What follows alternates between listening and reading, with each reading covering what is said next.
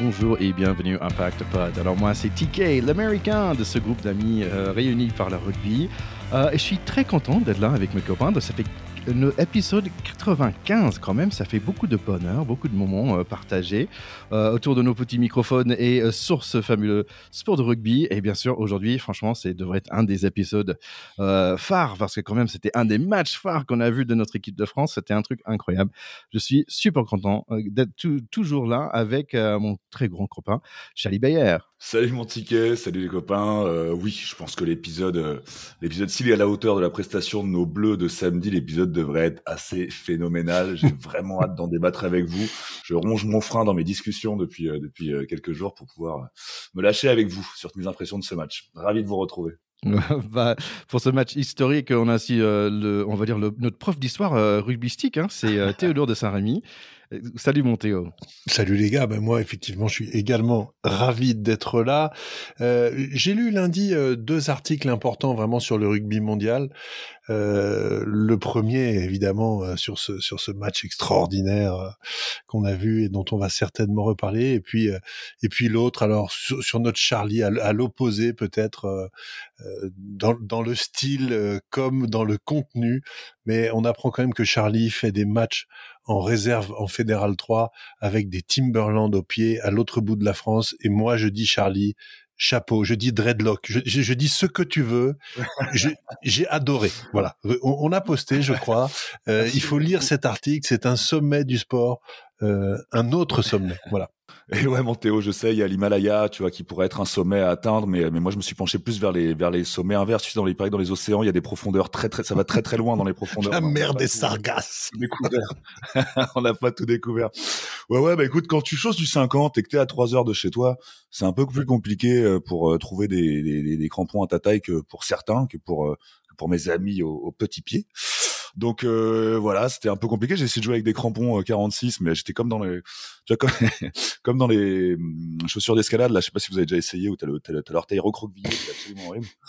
Je tenais à passer un petit coucou à Dédé le sorcier Kabyle, à Kevin, à Romain, qui ont tous les trois envoyé des photos à Rugby Amateur, fameux site que je vous invite à aller voir. Alors ils ont une page Instagram, une page Facebook, et c'est un site qui s'amuse à référencier un peu tout ce qui fait le rugby amateur. Il parle de cagolin, il parle de selfie de victoire, il parle de petites histoires de crâne ouvert, de trucs comme ça, du rugby du dimanche, quoi.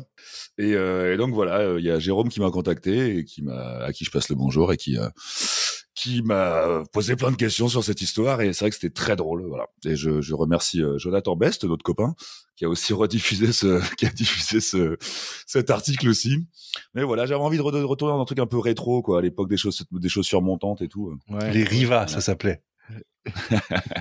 Bah voilà, je voulais faire un petit revival. Le Timberland, c'est plutôt un bon marque pour les terrains grasse ou sec Alors j'ai eu de la chance qu'il ait pas plu et que le terrain soit sec, parce que sinon je pense que j'aurais pas. Déjà, je cours pas bien vite d'habitude. Ouais, je tiens à passer un gros bisou à mes lifters, parce que c'est dur de sauter en Timberland, et que ça a pas été dans mes jambes que je suis allé sauter en touche, c'est dans leurs bras. Bon, voilà. Écoute, on veut dire à nos chers écouteurs d'aller lire ça sur Rugby Amateur. Bon, en espérant que leur prochain article sur toi, il y aura le mention de notre podcast quand même, donc on les invite à nous contacter aussi, à ce niveau-là. Sinon, en fait, je vais en parler avec Jérôme. Finalement, tous les deux, vous êtes passés dans les journaux pour parler de rugby, parce que Théo aussi, il y a un certain paquet d'années, il y avait un grand coup de gueule qui a mis même des pages de l'équipe. Quand tu parlais de la fusion, il y avait un moment de fusion Racing Stade Français. Oui, j'avais effectivement à l'époque manifesté ma surprise et voire ma désapprobation, mais j'étais pas le seul. J'estime avoir mis peut-être une petite pierre à l'édifice contre ce projet que je trouvais assez contre nature, et d'ailleurs la belle santé avec des fortunes diverses journée après journée des 2 clubs parisiens, je trouve, m'a donné tout à fait raison a posteriori.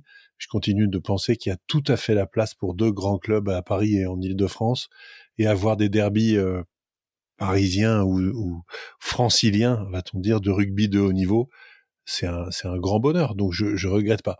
Je suis d'accord avec toi, mon Théo. J'avais aussi partagé ton coup de gueule, qui était le premier d'une longue série à venir dans le pack après des fameux coups de gueule de Théo. Ouais, c'est vrai que comme tu dis, les deux clubs parisiens ont chacun leur propre fortune. Il y en a un, évidemment, qui a une meilleure fortune qu'un autre, c'est le jeu. Tu vois, il faut bien qu'il y ait un devant l'autre. Bah oui. Bon, en l'occurrence, c'est le Stade Français. Voilà, je suis pas là pour polémique, je le rappelle, c'est tout. Mais toute cette histoire m'avait quand même maintenant bien fait rire. Et je tiens à rappeler que je crois que c'est la seule fois de ma vie quand j'ai pu voir Papé en chef des syndicalistes qui allait faire la grève des joueurs du Stade Français. Ça a fait mon année aussi. Ça, c'est très beau souvenir. Attendons quand même que le derby ait lieu avant de fanfaronner dans un sens ou dans un Bien autre, sûr. mon cher Charlie. Soyons simplement prudents. Bien sûr. Hein. Et j'y serai. Et si Mais on pourrait peut-être y être ensemble d'ailleurs, tiens.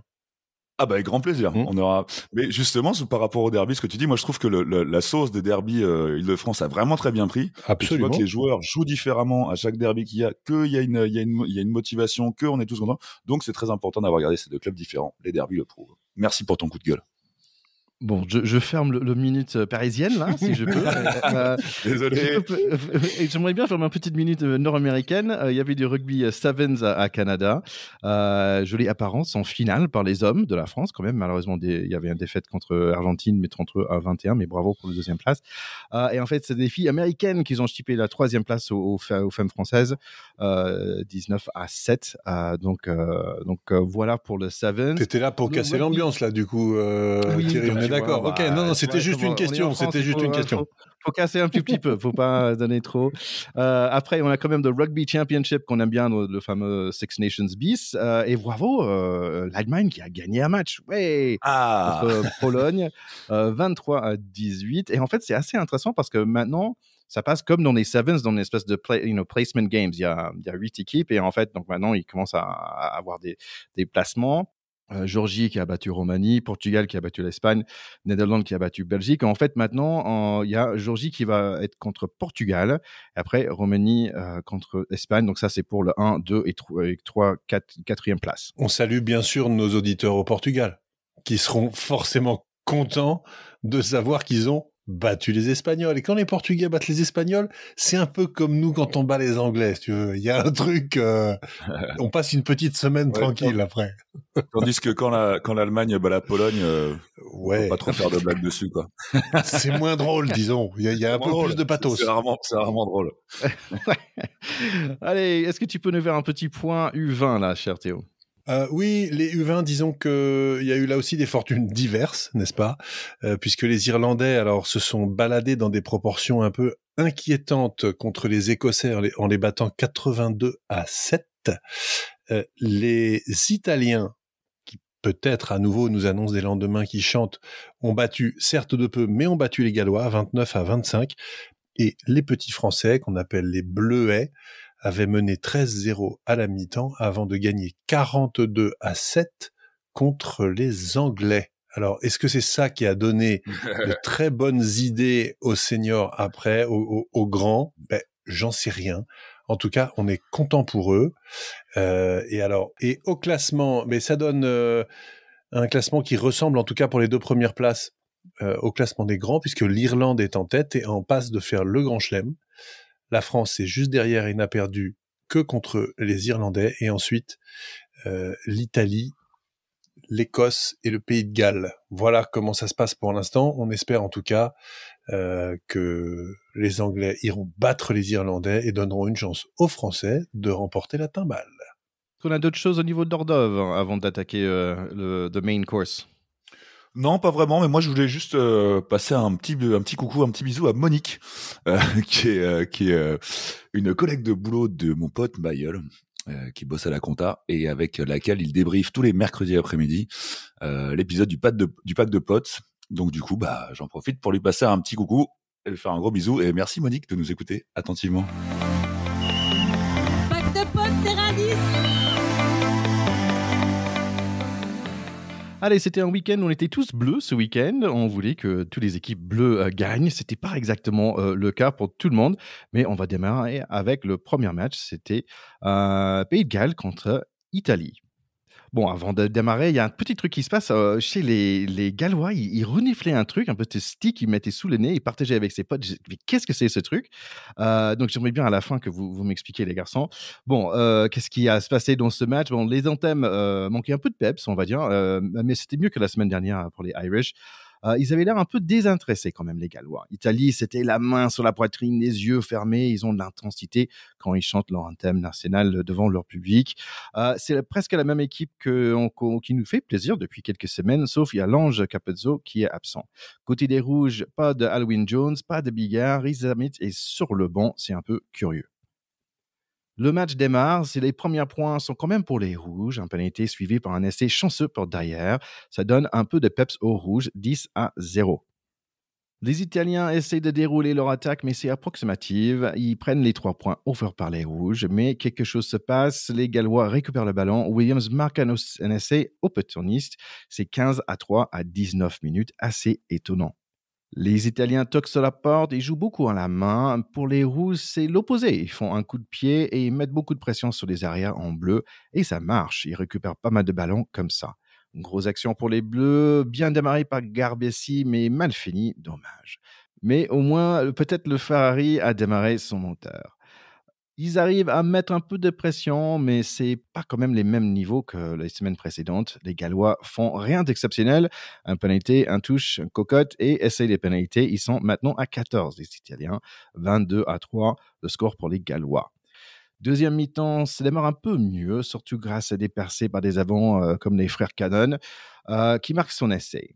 Et voilà, ils sont prêts pour jouer les Italiens, comme ce joli percé sur la côté gauche. Ils sont aussi prêts pour faire des en avant et des fautes bêtes, comme un avant-bras à la gorge, carton jaune logique pour les Italiens. Les Dragons rouges profitent assez vite. Joli percé par le 9, Rhys Webb, qui est l'homme du match, qui passe à son 8, Falateo, et ça semble facile pour les Gallois, 28-10.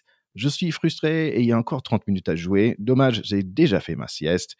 Il y a une petite combination Bruno Brex pour un essai sympa pour les Italiens, 29-17, 12 minutes pour retrouver 12 points. Le match commence à s'ouvrir un petit peu.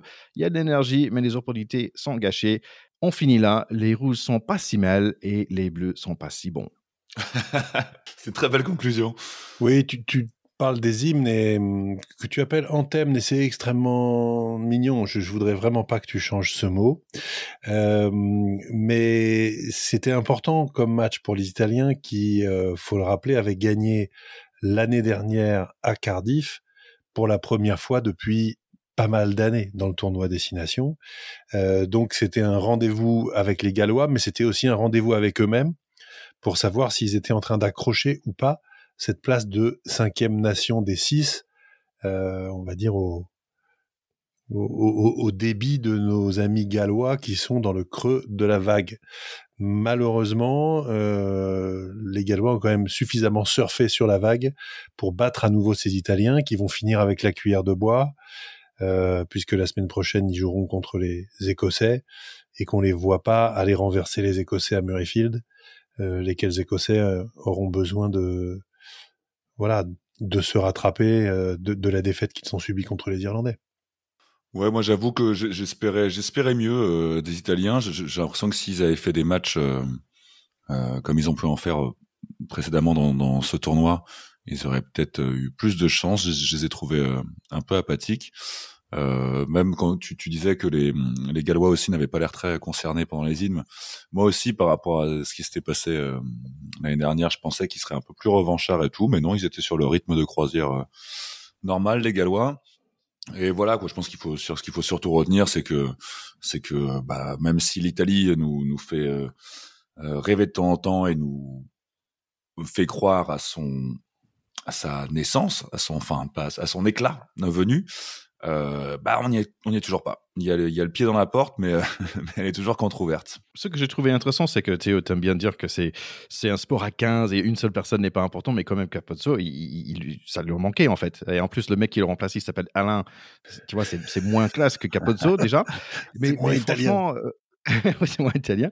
Mais franchement, dans le jeu, ils essayaient les mêmes choses qui marchaient les semaines avant contre des équipes qui étaient bien meilleures que Pays de Galles. Ouais, c'est ça, hein. Et là, d'un coup, ça marche pas. Pourquoi? T'as pas de petite étincelle qui est là, le flame, the spark, qui était manquante. Et ça, c'était assez incroyable. C'est comme eux-mêmes, ils se disaient, mais qu'est-ce qui se passe? Pourquoi on joue pas bien? En fait, il y a un élément clé qui n'était pas là.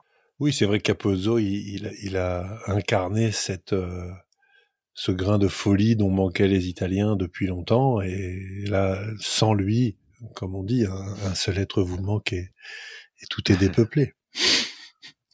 Même si je pense que de toute façon, le match contre les Gallois peut-être revêtait à la fois trop de pression pour qu'ils soient vraiment libérés. Et je pense que c'est aussi pour ça qu'ils sont passés un peu à côté. Ils ont dû avoir une pression excessive pour essayer de rééditer l'exploit sans tout à fait y croire. Je pense qu'il y a beaucoup de choses dans la tête qui se passent sur des matchs comme ça pour des équipes qui sont à ce stade de se chercher, d'arriver à donner à une victoire ou une défaite une signification très forte sur est-ce qu'on sort ou pas finalement du camp des losers. Je crois que l'enjeu est trop fort. Ah ouais, c'est intéressant, parce que peut-être pour une des premières fois, ils étaient le favori. Je ne sais pas s'ils étaient favoris, mais au moins tout le monde voulait qu'ils gagnent. C'est ça. Et je pense que ça fait longtemps que c'était pas le cas. Et ouais, comme tu dis, ils n'étaient pas à ce niveau-là. Allez, on passe le match de nos Bleus. La suite.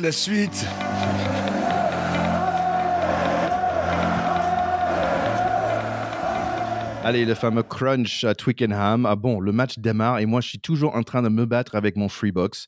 J'ai regardé ce match historique sur mon iPad, mais quand même, j'ai passé un très, très bon moment. Et en fait, j'avais même pas de temps pour m'asseoir et boum, le match a démarré. C'est Olivon et puis c'est Flamand et Dumortier et Ramos dans le coin. Que c'est beau, belle transformation aussi. 7-0 à 3 minutes. Et bing, Aldrit, il va vers l'avant. Ramos, une tape 3 points de plus, 10-0. Faute de Danty qui donne un peu de touche aux Anglais, leur première attaque, mais Danty gratte le ballon après. Je suis content de le revoir, lui. Notre défense doit être fort aujourd'hui et pour l'instant, ça va très bien. Mention spatiale, elle est deuxième ligne, bien sûr. Mais un autre penalty contre nous, il faut faire gaffe, les garçons. Marcus Smith, Stewart et Malins commencent à montrer leur canne avec des touches rapides. Les grosses jambes aussi commencent à mettre des coups de pied. On perd des échanges et offre aux Anglais une opportunité chez nous. Ils ont choisi la touche, mais on la récupère. On est à 20 minutes, il pleut des cordes. Notre mêlée est bon. Fico, il est en jambes et Dupont aussi. Joli 50-22 par lui avec son pied gauche. Il sait tout faire, ce mec. Cros perce et c'est beau. Flamand, c'est le patron. Il arrive lancé et détruit 3 Anglais. Et c'est pour nous 17-0. À 30 minutes, notre défense est quand même très présente, mais on offre en pénalité 3 points pour le jeune Marcus Smith, 17-3. Super contre-rock dans l'heure 22. Merci Audrit. On va prendre les points, 21-3. Dupont se fait contrer, sauf qu'il peut. C'est Dr. Audrit qui nous sauve en grattant un autre ballon. Il la sort sur terre et c'est Ramos qui la sort dans les airs. Petite opportunité avec 30 secondes à jouer dans la première mi-temps. Gros mêlée, Adrit déroule, passe à l'intérieur pour Olivon, le mec qui a un nez pour l'embut. 27-3 pour la première mi-temps, magnifique. Et ouais, ça démarrait fort, comme tu dis, fallait pas, merci Free, fallait pas être en retard. Mais ouais, ça démarrait fort. Il y a, pour moi, dès le début du match, il y avait quand même une forte impression de maîtrise et de de leader retrouvé. C'est-à-dire que j'ai l'impression que ceux qui devaient être là ont répondu présent et ont emmené les autres. Il y avait vraiment on a quand même des centres qui grattent plus que des troisième lignes. C'est quand même ils grattent plus de quand Danty fixe, c'est aucun jeu de mots. Danty fixe ses mains sur le ballon, c'est très dur de le faire enlever. Enfin voilà, quoi. Il y avait vraiment une très belle sensation de maîtrise. On a revu, j'ai bien aimé à la 10e, là, ils nous ont ressorti encore la touche avec Ficou qui arrive lancé derrière, où ça va direct au-delà de les 15 pour, il me semble que Galtier nous a dit que c'était la Toulouse, celle-là. Mais c'est quand même des touches qu'il faut oser, je pense. Et à propos de ces centres qui grattent, je pense que le fameux grattage d'Aldrit, là, dont tu parlais, après la demi-heure de jeu, je pense qu'ils étaient un peu vexés, en fait, de voir des trois quarts, faire leur boulot. Pour moi, Flamand, incroyable. Il fait partie de ces deuxième lignes,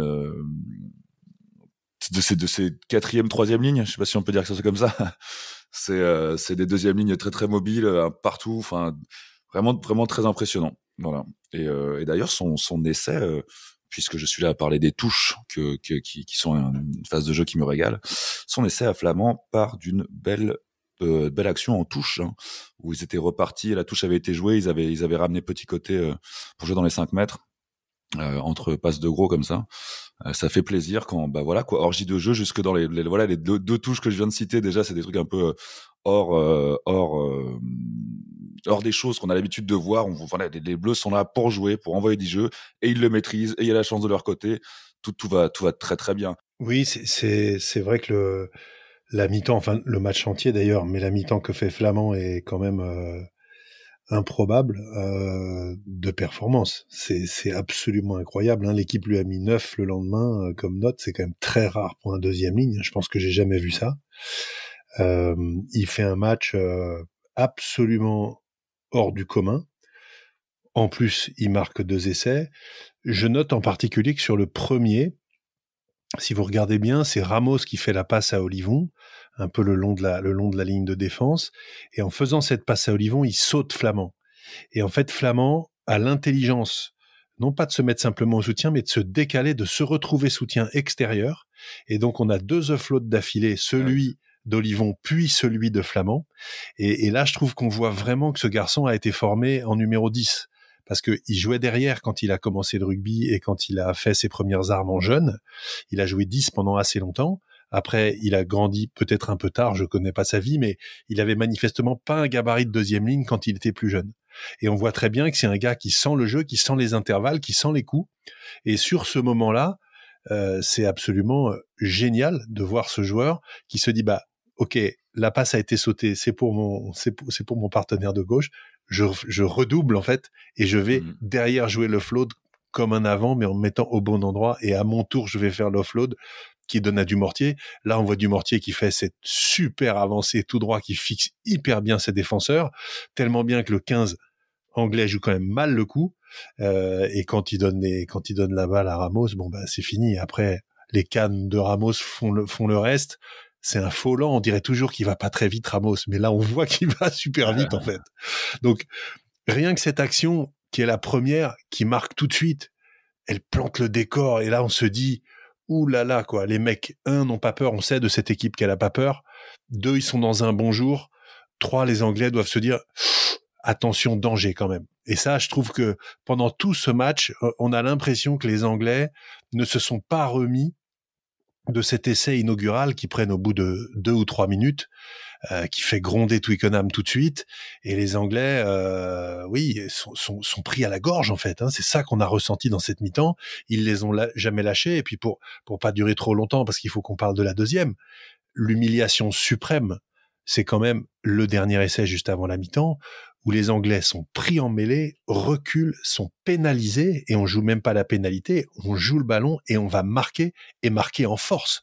C'est-à-dire que c'est prendre les Anglais sur ce qui a fait la base de leur rugby, c'est-à-dire la domination des avants, pour après parfois faire des belles choses derrière, mais avant tout la domination des avants. Dans le temple de Twickenham, non seulement tu me domines pas, je te mets à la faute et je veux même pas prendre les points, je vais marquer avec un avant, entre avant. Ça fait très très mal au casque. Les Anglais ne s'en sont absolument pas remis. Voilà, tu vas raconter la deuxième mi-temps et on parlera sûrement des conséquences de ce match-là, mais cet essai inaugural tout feu tout flamme et cet essai en fin de mi-temps qui vient planter un clou dans le cercueil des ambitions anglaises en disant non les cocos, non seulement on a dominé, on est devant, il y a 23, non il y a 27-3 et c'est surmêlé, enfoncé avec essai derrière la ligne de notre troisième ligne pendant que les vôtres sont le nez dans le gazon. C'est terrible, terrible. C'est super intéressant, tu dis, parce qu'en fait, d'un coup, tu me fais penser à une défaite qu'on a eue en Stade de France, que j'étais dans le stade où, en fait, il y avait, je pense, Damien Traille qui chopait un ballon, ils ont marqué dans les 2 minutes. Les Anglais, ils ont marqué chez nous en 2 minutes, tu vois, et je me souviens de ce match, donc d'un coup, on perdait le match là, en fait. Ça on perdait te le match casse dans les première pattes, quoi. essai. Ça Voilà. te casse les pattes. Et c'est exactement la même chose, mais sauf pour nous là-bas. C'est ça. Moi, perso, je veux juste dire, est-ce que ça va durer? Mais je pense que vous, les garçons, vous avez raison de dire, bah, on est entré en patron tout de suite. Je pense qu'on va reparlera après. Allez, deuxième mi-temps. On donne tout de suite un mêlée pour les Anglais dans notre 22. Coup de pied de Marcus Smith dans l'angle et ouf, on avance des roses. Et voilà, il y a Owen Farrell qui arrive et bizarrement, l'attaque anglaise commence à fonctionner. Stewart écrase Ramos et marque son premier essai pour les Anglais. J'ai noté quand même que les déblayages sont plutôt des plaquages chez les Anglais. En avant de Marcus Smith, le swing low est remplacé par les Bleus. Aldegari et William Say sortent. Bravo les gros. Les Anglais gagnent le mêlée, mais nous, on gratte le ballon. Le bras de fer commence. On attaque la défense sans pitié. Ça a l'air de faire mal. Coup de génie, Dupont avec un coup de pied, Ntamack qui volait à Flamand qui marque son doublé 34-10. Ramos a envie de montrer ses cannes, la suite c'est un peu flou, mais Olivon a l'esprit clair, il aplatit le ballon 41-10. Pardon, je répète, 41-10. Il reste 20 minutes. Dupont veut marquer son essai à lui, longue course avec un coup de pied à suivre, mais ça ne marche pas. Notre défense est quand même bien présente, l'attaque anglaise a l'air d'être très à plat et sans beaucoup d'idées. 12 minutes de la fin, Dumortier intercepte un passe d'essai. Cros, il est toujours là. Ficou, il lève la tête et long coup de pied pour notre ami Penaud qui marque son essai à lui. C'est l'Exodus à Twickenham. Ils n'ont pas aimé le goût de ce crunch. Penaud, lui, il aime beaucoup. Il marque un autre essai, un des plus belles de ces 6 nations. Et en plus, on ne les laisse pas marquer l'essai de la pitié. On gagne comme des rois, 53-10, victoire historique. Ouais, donc nos impressions de première mi-temps, enfin pour ma part, étaient justes. Démonstration, déroulade, jamais on a tremblé. Au retour de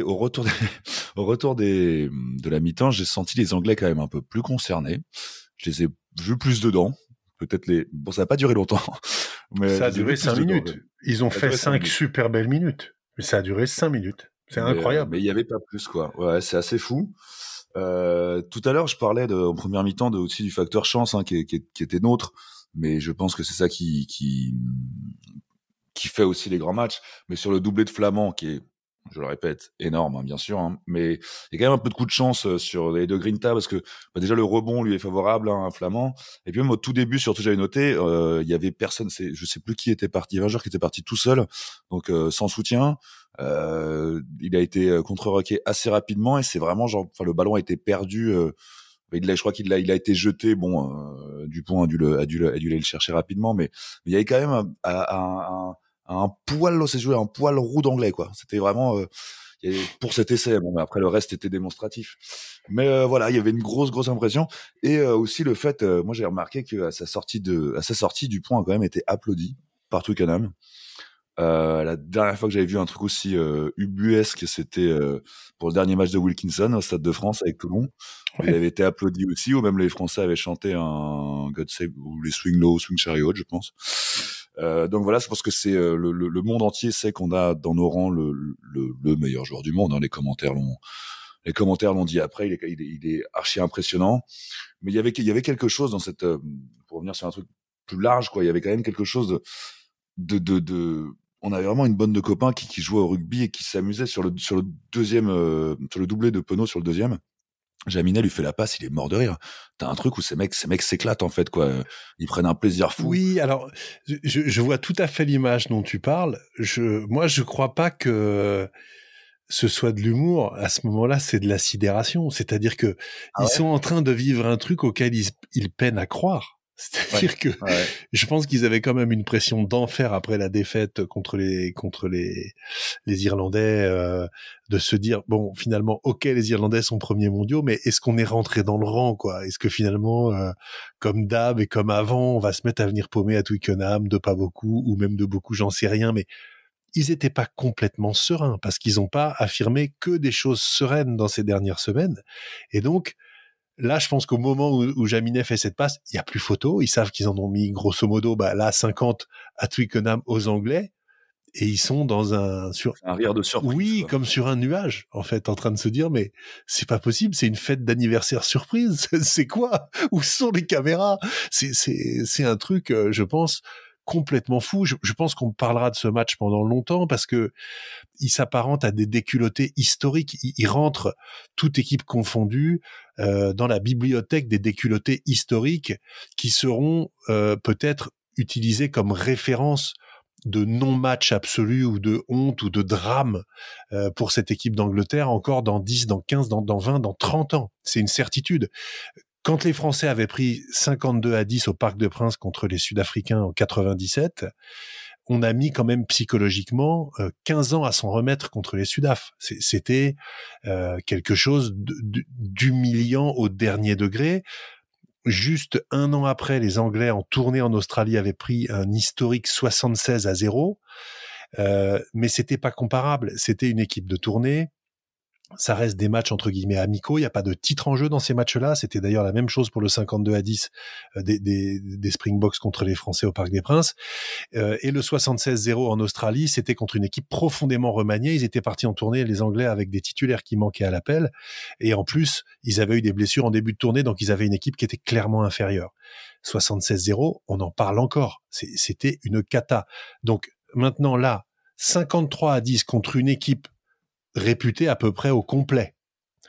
Dans le temple du rugby, pour un match censé être un peu un match du rachat après un début de tournoi moribond, pour essayer de sauver la tête de cet entraîneur, s'ils perdent en Irlande, c'est terminé. Borswick, il rentre à la maison. Hein. C'est une certitude. Et moi, je dis sur ce match, ok, les Français ont été fabuleux, mais les Anglais ont été en dessous de tout. À part 5 minutes en deuxième mi-temps, ils ont été nuls. À part Itoje qui a gratté 2-3 ballons, qui a fait son job, et à la limite Stewart qui marque son essai, qui va se le peler, très bien, mais tous les autres ont été catastrophiques et invisibles. Où sont les grands troisième lignes anglais ? Les Underhill, les Vunipola, les Tom Curry, ils sont où les mecs ? Les Dallaglio qui nous ont fait rêver pendant des années où on se disait mais eux ils ont des troisième lignes dures quoi. Mais là les mecs se sont fait marcher dessus. C'est qui Tom Brandt là ? Je sais pas d'où il sort ce mec, mais faut qu'il retourne en deuxième division anglaise. C'est catastrophique, honnêtement. L'autre, comment il s'appelle, Ludlam, Willis, le Toulousain, mec, mais pas invité. Donc, moi, je suis frappé par la force des Français, l'alternance de Dupont, l'intelligence des jeux au pied. Au moment où tu dis, tiens, c'est marrant, Penaud a pas fait son match, il sort de sa boîte, un essai où il se le fait sur les cannes avec un peu de bol et un rebond, et le deuxième essai, on dirait un essai d'entraînement contre des cadets. Ouais, alors c'est bien exécuté, mais tu dirais des cadets en face. Mais en plus, c'est que je pense que de toutes les personnes qui ont touché ballon, ils étaient tous, sauf Penaud qui marquait, ils étaient tous remplaçants en fait. Et juste, comme tu disais, c'est des bandes de potes qui allaient jouer le rugby, mais aussi on voyait avec les coachs, il y a un vidéo où on voit l'essai et après on voit les joueurs sur le terrain, sur le bord de terrain, et on voit les coachs aussi en train de féliciter. Merci. Faciliter le coach de l'attaque française, et je trouve ça vraiment superbe. Donc tout le monde est vraiment sur la même. D'ailleurs, ce truc-là, c'était un essai d'All Black. Oui, c'est vraiment un essai c'est un essai d'école parce que tu sens que c'est une combinaison, c'est travaillé, c'est fait à la perfection. Les Anglais sont sur le reculoir, ils en reprennent un. Tu passes les 50 sur cet essai-là, t'as envie de le regarder 1000 fois l'essai, quoi. Mais moi, ce qui me frappe le plus dans ce match, et je trouve que ce qui est quand même préoccupant pour cette équipe anglaise, qui va nécessiter, à mon avis, un profond renouveau, c'est que Steve Borswick, l'entraîneur, avait fait le choix de mettre en plus, c'était le premier capitanat de Genge, le pilier, qui est un très bon joueur. On peut pas lui enlever d'avoir fait une carrière pour l'instant tout à fait remarquable. Mais pour les Anglais, mettre un pilier capitaine, c'est pas du tout neutre comme message. C'est, on veut remarquer au fer rouge nos adversaires sur notre force historique, le jeu d'avant, et le boss, c'est le numéro 1 chez nous. Et no scrum, no win. Eh ben si, en fait, c'est une catastrophe leur choix. Ça a été une catastrophe. Ils ont été ultra dominés. Il y a eu pas mal de mêlées très équilibrées, mais celle de la fin de première mi-temps qui débouche sur l'essai d'Olivon, c'est un message retentissant à l'égard du 8 d'Angleterre, qui est normalement et toujours un adversaire absolument redoutable. Et je pense qu'ils n'ont pas pris d'essai comme ça depuis des décennies, celui-là. Se faire enfoncer comme ça sur une mêlée et une avancée de 40 mètres derrière avec essai contre eux à Twickenham, je pense que ça leur est jamais arrivé quasiment. Donc, c'est la force des Français, mais c'est aussi l'incroyable faillite de cette équipe anglaise, au moins sur ce match. Donnons-leur une chance la semaine prochaine, parce qu'en plus, s'ils se rachètent et qu'ils tapent les Irlandais, on peut gagner le tournoi. Donc, ce serait quand même sympa qu'ils se réveillent. On leur souhaite un rachat. On va pas supporter l'Angleterre quand même non plus.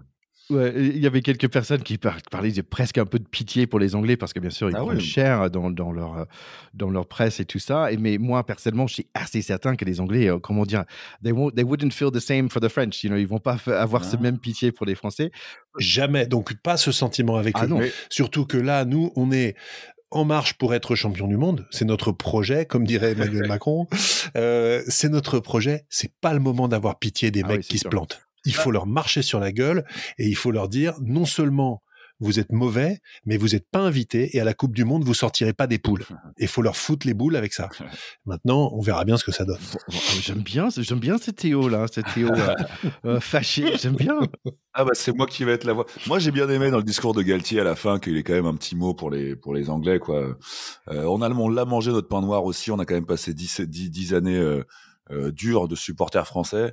Moi je pouvais pas m'empêcher d'avoir je sais pas si c'est un peu d'empathie quoi pour ces types qui bah voilà quoi, chez eux tu te fais marcher dessus comme ça et chez eux même dans la même interview de Galtier d'ailleurs qui répétait souvent, il disait ce lieu et juste il regarde autour de lui, il disait putain mais t'es à fucking Twickenham quoi, c'est pas rien. Et les mecs qui rentrent, enfin je pense que ça a été dur. Le public qui quitte les travées, c'est rarissime. Ils se barrent les mecs. Ah ouais, je passe un petit bonjour à mon pote Vincent qui était là-bas, qui me laisse un message, qui me laisse un vocal, qui me dit mais putain les gens se barrent, les bars ferment, c'est fini genre à 60, ils étaient en train de fermer Twickenham. La France, les Français ont fermé Twickenham quoi, mais clairement rideau quoi. Les mecs, plus d'alcool, plus de machin, les mecs se barraient, c'est quand même incroyable. Moi j'étais plus, mais c'était pas de la pitié, mais il y avait vraiment, j'étais effaré quoi. Sur le premier essai de Penaud, j'avais vraiment ma main devant la bouche en me disant mais qu'est-ce qui est en train de se passer ce bordel.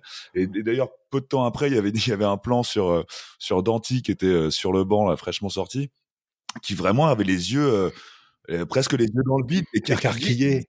Ouais, complètement. Je vois tout à fait l'image. Je suis d'accord avec toi. Moi, perso, j'avais plus d'empathie pour notre équipe avec la dignité à la fin, notre dignité à la fin du match, le tour de victoire à Twickenham. Je trouvais ça vraiment superbe. Ils n'étaient pas là pour le péter non plus, mais ils disent on a gagné, on le sait. Ouais. On est superbe. Il y avait quand même un tout petit peu avant, je trouvais que dans la presse anglaise, ils disaient ouais, on va marcher sur des Français et tout ça. Il y a un petit manque de respect. Il n'y avait pas des polices qui ont pas décidé de pas, on va dire, aider le bus pour arriver au stade à l'heure et tout ça. Ouais, des petits trucs comme ça. Bah tiens, ça paye peut-être. Mais faut quand même se rendre compte de la. C'est la troisième plus grosse défaite de l'Angleterre tout confondu. C'est chez eux. Et la France n'avait jamais eu autant de points d'écart dans une victoire, quoi. Donc c'est vraiment une grosse déculottée. L'ami Best avait posté un truc qui m'a bien fait marrer. Il a dit à Twickenham, la reine est morte ce soir. Voilà. Donc c'était vraiment c'est ce qui s'est passé, quoi. D'ailleurs parenthèse, je me remets toujours pas du God Save the King. Hein, moi j'ai du mal. Mais voilà quoi, je suis encore sur la Queen moi. Ouais. Mais grosse déculottée vraiment. Et donc un peu pas de l'empathie, mais ça me rend triste pour ces Anglais. Évidemment, on savoure quoi. On est tous là, le roast beef saignant, on aime bien, hein, avec un peu de moutarde quand ça pique. mais voilà. Assez vraiment historique quoi. On avait un écouteur, Christophe, qui a dit tiens, je me demande si je préfère cette victoire là contre le Grand Slam de l'année dernière. Et je pensais à toi, Théo. Ah.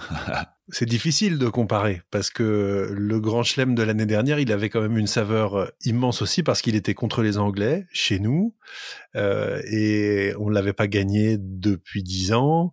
Donc c'était quelque chose d'unique et puis ça constitue un titre et on est quand même là aussi pour gagner des titres au rugby et pour collectionner des trophées. C'est pas le cas de ce match-là, mais c'est vrai que aller gagner à Twickenham, encore une fois, dans le temple du rugby, et de cette façon, en les écrabouillant, c'est quelque chose dont on se rappellera peut-être plus longtemps, effectivement, que le Grand Chelem de l'année dernière. Ça, je suis d'accord avec notre auditeur Christophe là-dessus. Ce qui me frappe surtout, moi, je pense, c'est le message qu'on envoie aux autres nations du rugby. Parce que moi, je suis All Black, je suis Sudaf, je suis Australien, je regarde ce match-là, je me dis quand même, ah ouais, parce qu'ils ont tous joué à Twickenham, hein. Ils savent ce que c'est que se colter les Anglais à Twickenham avec les swing low, swing chariot et tout le machin, et personne n'aura jamais foutu 50 points là-bas. Bah, c'est cette équipe-là qui le fait en premier. Et ça continue d'être une équipe qui dit, on le dit, hein, c'est une génération championne du monde U20, etc. Alors, ils ne le sont pas tous, hein, c'est pas une science exacte dans les U20, mais ils ont construit cette génération des certitudes. Maintenant, ils disent, nous, on peut tout faire. On peut même foutre 50 points aux Anglais à Twickenham. Ça, c'est fort quand même de pouvoir affirmer ça. Qui d'autre peut l'affirmer qu'eux ? Personne. Et quand il faudra l'année prochaine, enfin dans 6 mois, à la Coupe du Monde, dire nous, on peut être champion du monde chez nous, nous, on peut battre les Irlandais en quart, en demi, en je sais pas quoi, on dira on a dit, on peut le faire d'aller gagner Konam. On l'a fait. Voilà. Donc ça, c'est intéressant parce qu'ils continuent d'écrire leur histoire. Et ça, c'est intéressant. Ouais, je serais curieux, t'as raison, je serais curieux d'aller voir la presse étrangère un peu, il faudrait. Mais en attendant, il y a un truc qui m'a bien fait marrer. C'est Matt Dawson, ancien demi-mêlée de l'Angleterre, qui parle de Dupont et qui le définit comme quelqu'un de complètement surréaliste. Et il dit, à un moment, il était en sortie de ruck, il s'est retourné et il a scanné le terrain d'une manière phénoménale. C'était comme regarder Arnold Schwarzenegger dans Terminator, c'était presque numérique. mais ça, c'est un truc. Bon, Théo, tu m'as dit, je pense la semaine dernière, ah oui, le rugby, l'homme du match, on ne devrait pas le donner. Moi, je voulu donner plusieurs hommes de match. Pourquoi? Avec Julien, notre écouteur Julien, on a dit qu'il fallait lui donner plusieurs hommes de match ce match-là. Un pour Flamand, un pour Dupont, un pour Olivon, peut-être Danty aussi qui revient comme un fou furieux. Il fallait donner 5 à 6 l'homme de match là ce week-end. Oui, c'est d'ailleurs pourquoi sur une équipe et une victoire aussi étincelante, cette notion d'homme du match n'a aucun sens, typiquement. Donc je suis d'accord avec toi. S'il faut la donner à tout le monde, la qualification d'homme du match, c'est qu'il faut la donner à personne, surtout Thierry. Ce qui a pas de sens, c'est pourquoi dans l'équipe on n'est pas capable de donner un 10 à quelqu'un. Ça je comprends. Parce qu'on est français. Mais c'est impossible ça.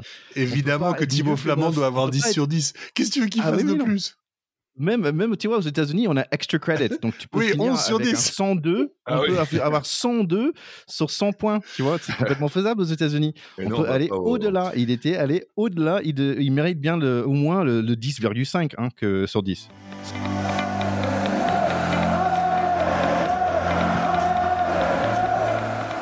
Allez, Irlande-Écosse à Murrayfield, c'est son cap pour Stuart Hogg et son coiffeur, son coiffure. Donc tu peux dire son coiffeur aussi, il était dans le coup, certainement. Qui dit coiffure, dit coiffeur, Thierry. Les Écossais, on les connaît bien, on les a vus il y a 2 semaines avec Finn Russell, Hugh Jones et leurs 2 alliés Sudaf. On aimerait bien qu'ils gagnent ce match quand même contre Irlande. Les avants-verts hyper solides, mais je les reconnais pas trop. Le charnière quand même avec beaucoup d'expérience, Murray, Sexton, les arrières Aki, Ringrose, Keenan, Lowe et Hanson avec son moustache. Les premières minutes sont assez laborieux pour les Verts, opportunité ratée pour un essai par la précipitation. Nous espérons que les Chardons sont un peu plus calmes. 3-0 pour Irlande, Sexton va bientôt marquer les plus de points dans la 6 nations. Mais je trouve que les Verts sont un peu longs ce dimanche, comme ils ont peut-être mangé un petit déjeuner un peu trop lourd. L'Écosse pousse dans les 5 mètres Irish et avec des bons vieux pick and go d'il y a 20 ans. Et c'est Hugh Jones qui marque plein centre. Les Verts commencent à s'avancer en attaque, mais ils sont bien surveillés par les Écossais. Lowe qui étouffe Hogg, c'est un match très équilibré. Les Bleus rôdent chez les Verts, mais le ballon les échappe. Et l'homme de match de la semaine dernière, Hanson, le moustachu, il aplatit juste avant que la locomotive Van der Merwe arrive. 8-7 pour Irlande. L'Écosse est de retour. Finn Russell pour Van der Merwe et ouf, ça passe pas. Keenan plaque et Lowe gratte. Et Lowe aussi avec une grosse percée. C'est le tour d'Irlande maintenant, mais il manque le penalty touche. C'est niveau club pendant un petit moment, le ballon ping-pong partout. Penalty touche juste avant le mi-temps, grosse opportunité, mais Irlande s'étire au maximum pour éviter un essai des Écossais dans le coin.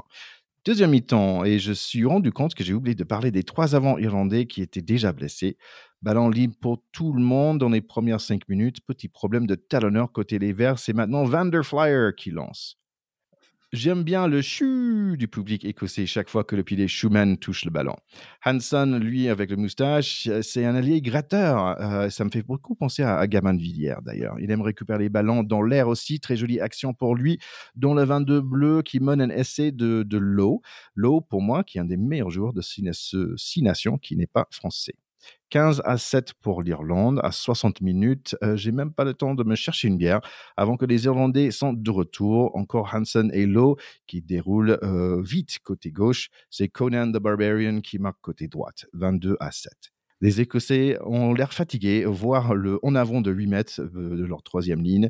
Rien de Van der merveilleux dans ces dernières 15 minutes, juste un blessure assez moche pour Ringrose.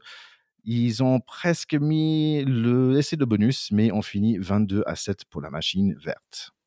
Ouais, c'est un match qui était très plaisant à regarder, sauf, tu l'as souligné, la blessure de Ringrose qui était vraiment très impressionnante. J'ai pas regardé si on avait des infos sur sa santé. Ce qui m'a frappé en tant qu'éducateur, c'est que il fait ce plaquage en mettant la tête du mauvais côté, sans doute emporté par son élan, etc. D'où l'importance de la formation des joueurs. Et Dieu sait qu'il est forcément bien formé, sinon il serait pas là. Mais toujours redire que le plaquage est malgré tout un geste à risque et qu'il est important de le réaliser dans les meilleures conditions de sécurité. C'était pas le cas, et à très haut niveau, la sanction elle est dure. J'espère vraiment qu'il va s'en remettre. La première mi-temps était une mi-temps incroyablement disputée. C'était vraiment très beau. Les Irlandais ont été chercher la gagne de ce match pour moi dans les toutes dernières minutes de cette première mi-temps, quand ils n'ont pas pris d'essai alors qu'il y avait une domination écossaise qui était forte. Et je pense que eux sont rentrés au vestiaire avec le sentiment d'être indestructibles. Et à contrario, alors qu'il y avait qu'un point d'écart, les Écossais sont rentrés au vestiaire sur ces actions-là avec le sentiment d'être impuissants, d'être face à une muraille infranchissable.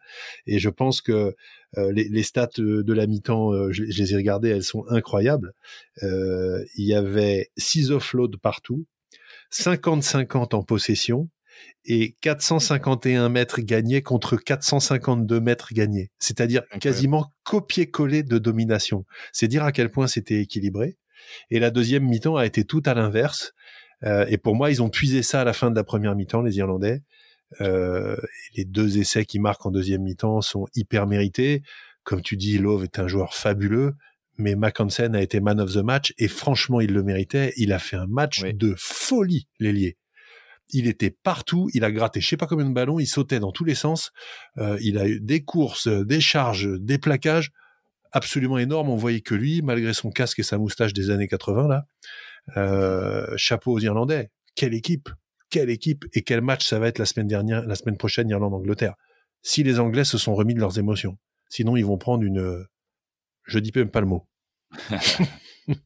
Une rouste. Une rouste. Moi, je vous avoue, les gars, que je n'ai pas vu ce match parce que j'étais trop préoccupé à jouer moi-même. Ah, en Timberland peut-être. Avec mes crampons. Avec les crampons cette fois. Ouais, bravo. C'est pour ça que j'avais oublié toutes mes autres affaires. Donc tu as joué nu mais en crampons. j'ai dû quémander chaussettes et slips aux copains, mais j'avais mes crampons. Est-ce que tu as gagné alors? Et j'ai gagné. Ouais, j'ai joué 83 minutes, figurez-vous, parce que j'ai fait les demi-temps de la. Et t'as même pas pris de carton jaune. Et je suis rentré, et sans carton jaune, c'est incroyable. C'est beau. Et je suis rentré à 3 minutes de la fin. J'étais là pour faire le nombre, en fait, en une, et il m'a fait rentrer, histoire que je gambade un peu.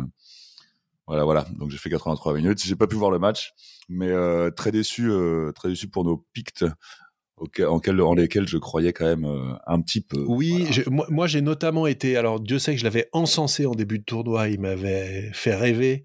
J'étais assez déçu par le match de Van der Merwe, qui a peu avancé et qui a fait des erreurs défensives assez grosses. Il nous a pas habitués à ça, donc je trouve qu'il est quand même un peu passé au travers.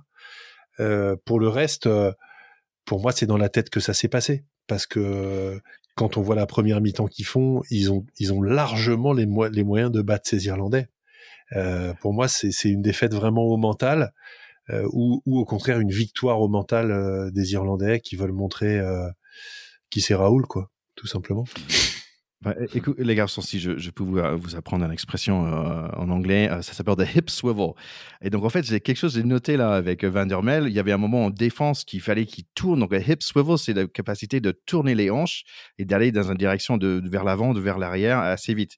Et j'ai noté que, tiens, son hip swivel était pas au top, je trouvais. J'étais un peu étonné parce que je pense que lui, tu lui mis sur une ligne droite, je pense qu'il va très, très vite. Mais par contre, ces petits changements de position, changement de direction, peut-être moi je suis pas un coach non plus, j'ai un mot sympa à dire, c'est hip swivel. Tiens, peut-être c'est à travailler chez le Van der Merwe. Moi je suis persuadé que dans ta jeunesse en North Carolina, tu faisais du hip swivel en faisant également du hula hoop, et je pense que c'est ça que tu nous as jamais avoué, et qu'en fait c'est ça ton sport. En fait, c'est assez marrant parce qu'on a un danse en Caroline du Nord et en Caroline du Sud, et c'est que dans cet endroit-là qui ressemble beaucoup au rock, à le rock, tu vois, le rock à la française. Parce qu'il y a nulle part ailleurs aux États-Unis où on danse comme en France, on danse la rock le rock. Et en fait, c'est que dans ces deux états-là qu'il y a cette affaire de shag, en fait, de shag dancing, mais en fait, shag en Angleterre, ça veut dire deux choses. Bref. Donc oui, c'est vrai que je sais swiveler mes hips. Le boogie-woogie est bon pour le rugby. Allez les garçons, il faut qu'on parle de la semaine prochaine. Donc on a Écosse contre Italie, la bataille des Bleus. Qui va gagner cela? Oh, l'Écosse, hein, on va miser sur l'Écosse. Ça y est, les Italiens, la bulle italienne est retombée, on n'y croit plus. On a mal pour les Rital, mais je pense que l'Écosse va leur passer une avoinée. D'accord, après, c'est tout ce même. D'ailleurs, c'est tout samedi. Donc, ça va être un samedi bien occupé de 13h30. Allez, mollo sur les bières. Il faut prendre les crocs plutôt que les lèvres. Parce qu'on a beaucoup de matchs, heures de match qui suivent. Après, c'est nous, France contre Pays de Galles. Oh bah, nos Gallois sont toujours un peu. Moribonds. Un peu moribonds. Est-ce qu'ils y croient eux-mêmes sur le toit du monde, ouais, je pense que. Est-ce qu'ils y croient eux-mêmes? On ne sait pas trop. Ce qui est écrit, c'est qu'ils devraient prendre eux aussi une rouste. Maintenant, soyons humbles. Le rugby est un sport où le ballon rebondit pas toujours dans le sens où on l'attend. Et ce serait quand même dommage, malgré tout, de venir perdre à la maison contre les Gallois après ce qu'on vient de faire. Mais là, le boulot du staff, c'est de faire redescendre tout ce petit monde sur Terre, parce qu'ils sont forcément sur un nuage. Et ça, c'est humain. C'est l'endorphine, c'est le machin. Ils planent. Je sais pas s'ils sont redescendus là, à l'heure où on enregistre. Pas sûr. D'ailleurs, petit changement au niveau de notre équipe, au niveau des deuxièmes lignes, parce qu'on aime bien les deuxièmes lignes ici. Apparemment, Monsieur William C, il est forfait. Mais il y a peut-être le jeune Emmanuel Meafou qui est convoqué pour le match contre Pays de Galles. C'est quand même une grosse info, parce que Emmanuel Meafou, c'est un joueur du Stade Toulousain qui a un gabarit un peu impressionnant, à la Skelton, on va dire. C'est une sorte de géant. Alors, Emmanuel Meafou, il a un prénom tout à fait français, mais pourtant, il est né en Nouvelle-Zélande de parents samoans. Et il a la double nationalité néo-zélandaise australienne. Donc, comme il joue en France depuis plus de 3 ans, ou qu'il y habite depuis plus de X, enfin les règles internationales s'appliquent, donc il est en théorie sélectionnable pour l'équipe de France. S'il dit oui, il renonce pour toujours à la sélection australienne, qui serait sa sélection entre guillemets naturelle, puisqu'il n'a pas encore de passeport français. Donc ce serait une grosse info. Il y avait une guerre quasiment diplomatique en coulisses pour savoir qui s'attacherait les services dans son équipe nationale d'Emmanuel Meafou. Et s'il est sur la feuille de match, à mon avis, ça suffirait, ou il faut peut-être qu'il joue au moins 1 minute. Et à ce moment-là, il serait définitivement sélectionnable par l'équipe de France. Ce serait une grosse info parce que c'est un sacré client pour les années qui viennent. Bah, s'il n'a pas de passeport, il va jouer que à la maison. Oui, ça par contre, oui. Joli.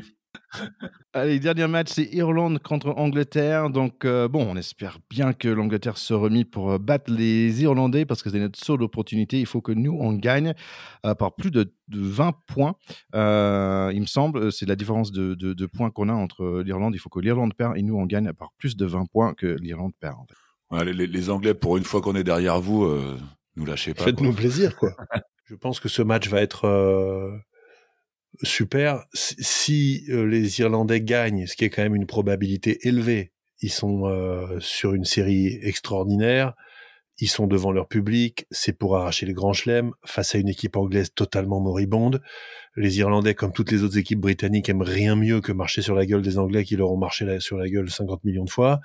Donc, tout est réuni pour que les Anglais passent à la moulinette. Ce qui est super, c'est que si d'aventure les Anglais battent les Irlandais, on peut récupérer le titre à la faveur des scores, on verra bien, ça ce serait très chouette. Et si les Irlandais font un grand chelem, ce sera très beau, ce sera 2 grands chelems d'affilée par les 2 meilleures équipes d'Europe à ce moment-là, et quel rendez-vous pour la Coupe du Monde. Et je vous rappelle quand même que 1, la Coupe du Monde est chez nous en France, et que 2, nous on sera le premier podcast indépendant pour la Coupe du Monde de rugby. Donc qu'est-ce qu'on peut rêver de mieux que ça? C'est vrai. Mais les gars. Théo, je pense que je commence à avoir un effet sur vous, parce que je note que tu es beaucoup plus positif que depuis. Non, là, c'est surtout l'équipe de France là, qui m'a rendu positif. Ah oui, c'est ça. Ah ouais. Bah écoute, on est tous positifs autour de cette équipe de France. On les remercie énormément. Moi, je vais donner des free hugs, des grands câlins à toute cette équipe et l'encadrement et tous les fans qui étaient là en Twickenham pour les soutenir. Je fais aussi des free hugs à Gelon. Voilà, parce qu'il tombe blessé au même moment. J'espère qu'il va se remettre. Et c'est fou qu'on perde un mec aussi précieux à ce poste et que la troisième ligne fasse quand même d'une performance. Enfin voilà, c'est gros bisous à lui. Il se remet bien. Et... François Cros, alors Olivon a vraiment fait du Olivon et François Cros a fait du Jelonche. Il a fait un match de titan. Voilà, Aldrit a retrouvé son jeu, on l'avait vu un peu en difficulté quand même ces dernières semaines, plusieurs fois, ça avançait pas, machin, etc. S'il te plaît, il a posé le crayon, il a dit attendez les gars, j'ai pas compris. Et badaboum, il leur est rentré dedans, mais laisse tomber. Hein. Et en face, le 8 anglais, il n'a pas existé. Terrible.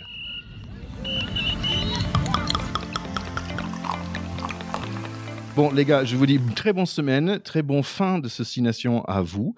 Et voilà, on se retrouve d'ici une semaine. Mais volontiers, avec grand plaisir, pour un débrief, j'espère, encore dans un rêve bleu.